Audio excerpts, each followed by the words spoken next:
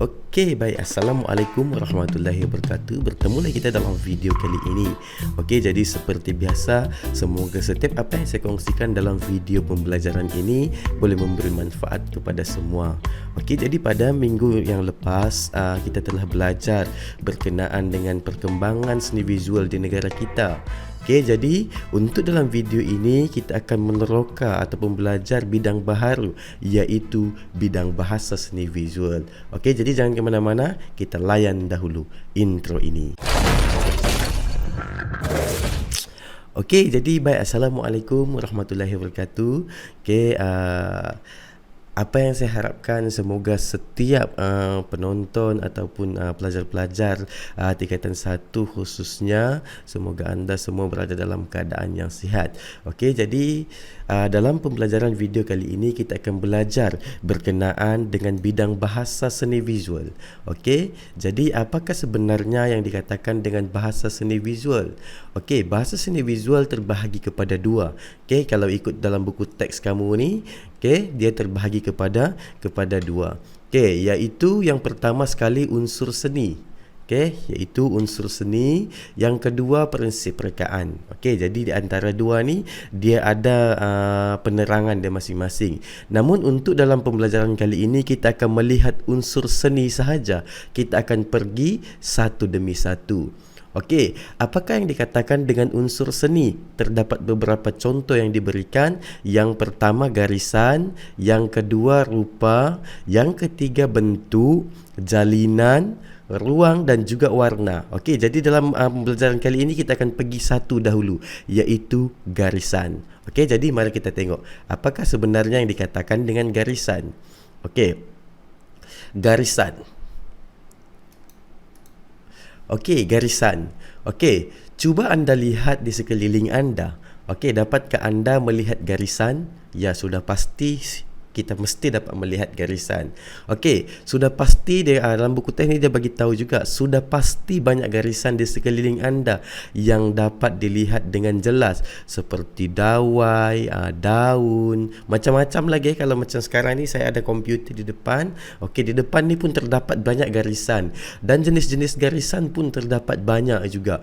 Okey, garisan terdapat pada alam semula jadi, objek buatan manusia dan juga hasil karya seni. So ada 3. Yang pertama tadi semula jadi, yang kedua objek buatan manusia, dan yang ketiga iaitu dalam karya seni. Okey, karya seni ni ada banyaklah, ada macam-macam, ada lukisan, ada catatan, ada arca, ada juga cetakan dan macam-macam lagi. Okey, garisan dapat menghasilkan pelbagai jenis rupa, jalinan, bentuk dan ruang. Okey, unsur garisan pada karya seni menghasilkan perasaan yang berbeza. Okey, yang inilah yang dikatakan yang selalu kita belajar berkenaan dengan formalistik aspek dalam karya. Okey, di sini ada beberapa karya yang ditunjukkan di dalam kamu punya buku teks. Ini antara karya yang menjadi koleksi Lembaga Pembangunan Seni Visual Negara. Okey, LPSVN. LPSVN ni adalah Lembaga Pembangunan Seni Visual Negara. Okey, dia menjadi koleksi. Okey, jadi sekarang ni mari kita tengok. Okey, itu sedikit berkenaan dengan garisan. Okey, apakah sebenarnya yang dikatakan dengan garisan ni sebenarnya? Okey, selepas mempelajari tajuk ini, anda dapat memahami unsur garisan. Okey, dapat mengeksplorasi dan mengaplikasi unsur garisan bagi mengukuhkan pemahaman terhadap bahasa seni visual. Okey, kita boleh mengeksplorasi. Okey, kita boleh aplikasikan. Kita tahu macam mana kita mau aplikasikan kita punya garisan nanti. Okey, lepas tu dapat menzahirkan idea. Okey, kita dapat menzahirkan idea, menghayati hasil karya seni visual.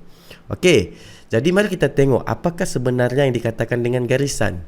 Okey, di sini dia bagi tahu garisan adalah kesan titik yang bergerak di mana dihasilkan dengan menggunakan sesuatu alat atau media yang bermula daripada satu titik permulaan merentasi sesuatu kawasan.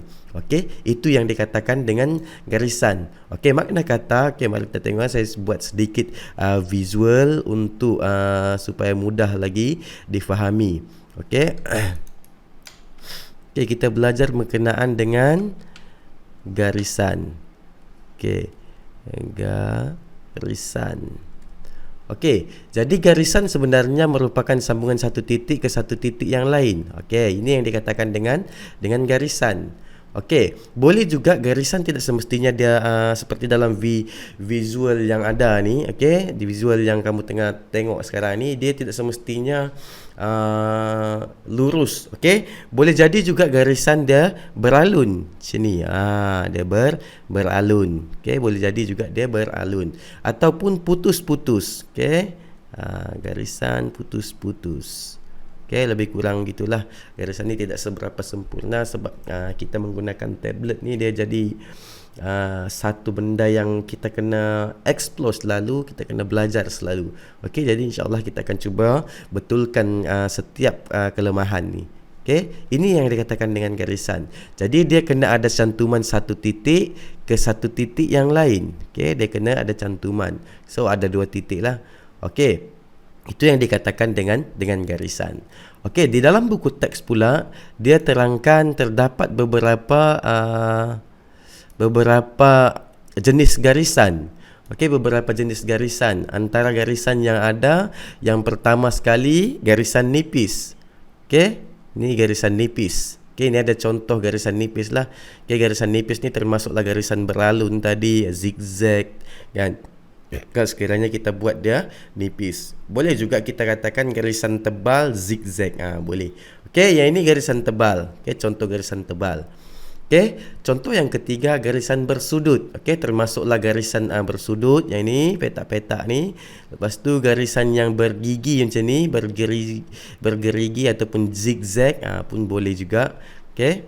Alright, ini yang ketiga. Okey, yang keempat garisan berpancar. Okey, ini ada contoh garisan berpancar. Okey.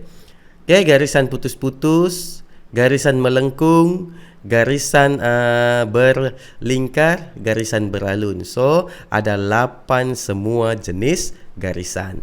Okey, jadi dalam video kali ini kita akan kita telah belajar dua. Yang pertama kita belajar berkenaan dengan definisi garisan dan juga jenis-jenis garisan. Okey, kita belajar jenis-jenis garisan.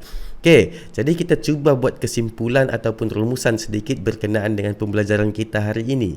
Okey, yang pertama kita telah belajar berkenaan dengan definisi garisan. Apakah yang dimaksudkan dengan garisan?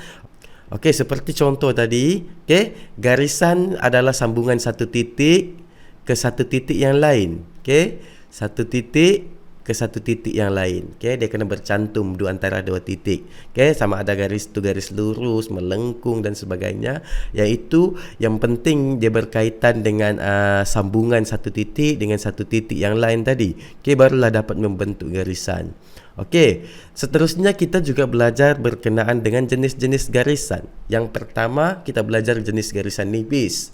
Okey, yang kedua garisan tebal, yang ketiga adalah garisan bersudut. Keempat kita belajar garisan berpancar. Okey, garisan berpancar. Dan yang kelima kita belajar juga berkenaan dengan jenis garisan putus-putus.